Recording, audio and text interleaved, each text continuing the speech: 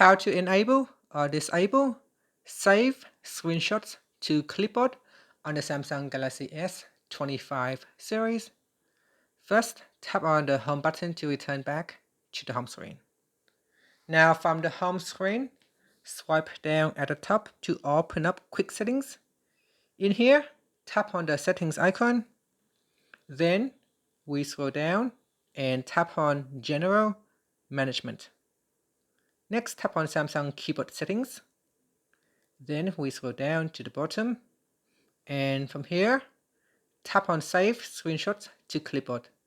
Tap on the toggle button to switch it off or turn it on. Once it is turned on, you can now save the screenshots to Clipboard.